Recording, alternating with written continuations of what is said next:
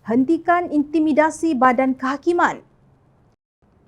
Majlis Presiden mengingatkan bahawa perkara 4.1 di dalam Memorandum Persefahaman di antara Kerajaan Persekutuan dan Pakatan Harapan menyatakan dengan jelas bahawa Kerajaan Persekutuan perlu memastikan terlaksana sepanjang masa kebebasan badan kehakiman. Justru Pakatan Harapan menyokong penuh kenyataan Ketua Hakim Negara Tun Tengku Maimun Tuan Mat bahawa tomahan terhadap hakim dan badan kehakiman agak keterlaluan. Oleh itu, kami menggesa agar Kerajaan Persekutuan memastikan MOU ini terus terlaksana dengan menjamin bahawa agensi-agensi penguatkuasaan tidak melanggar perlembagaan persekutuan serta sentiasa menghormati prinsip kebebasan badan kehakiman, tegas Majlis Presiden Pakatan Harapan dalam kenyataan yang dikeluarkan bersama oleh Datuk Seri Anwar Ibrahim Keadilan, Muhammad Sabu Amanah, Anthony Lok Siufuk, DAP dan Datuk Seri Panglima Madya Setangau, APCO.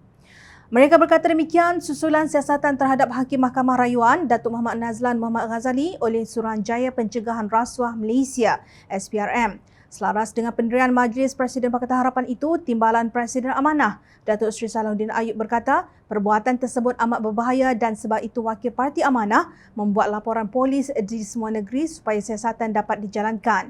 Katanya kepada pemberita selepas membuat laporan di Ibu Pejabat Polis Daerah IPD Johor Bahru Utara Khamis lalu, lapor Sinar Harian.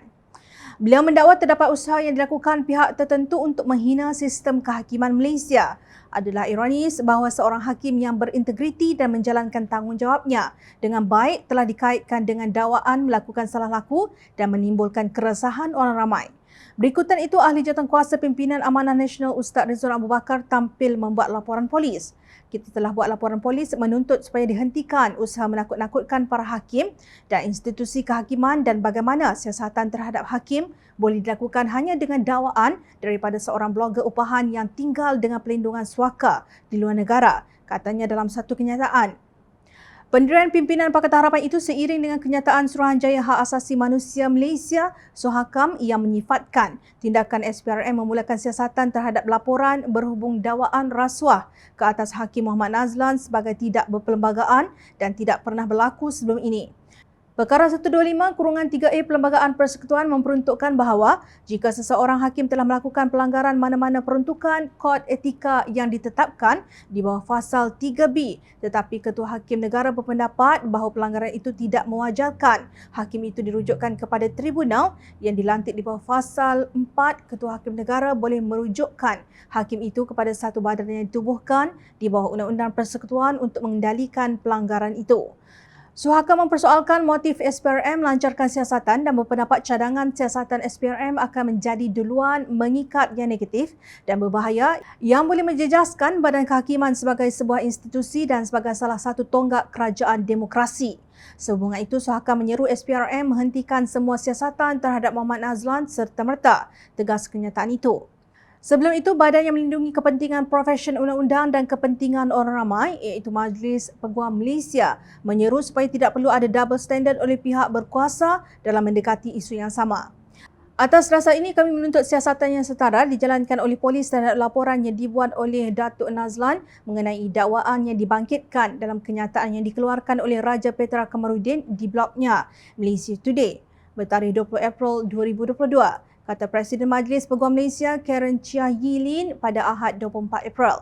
Tidak dapat dinafikan bahawa tomahan terhadap Hakim Muhammad Nazlan ini adalah susulan keputusan beliau mensabitkan bekas Perdana Menteri Datuk Seri Najib Razak sebagai bersalah pada 28 Julai 2020.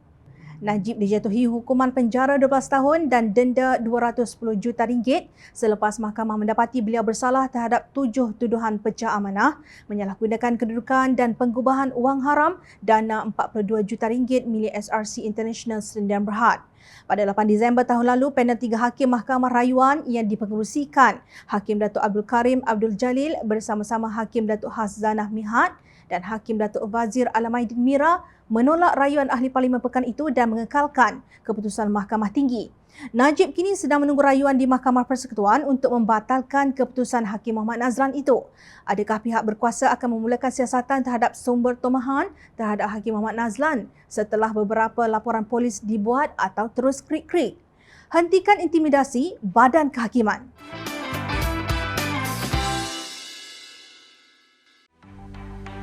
Mencari maklumat dan berita politik yang bebas, Kupasan yang tepat, panas. Dapatkannya secara eksklusif hanya di Jom Channel. Komitmen kami, rentasan berita Isnin hingga Jumaat. Berbicara dan isu semasa, kami garapkan secara langsung. Panel-panel berkaliber dan profesional. Interaktif, pandangan anda kami raikan. Jangan lupa bersama kami di setiap hujung minggu dalam edisi khas mingguan. Jom Channel, moving forward, sharing a new experience.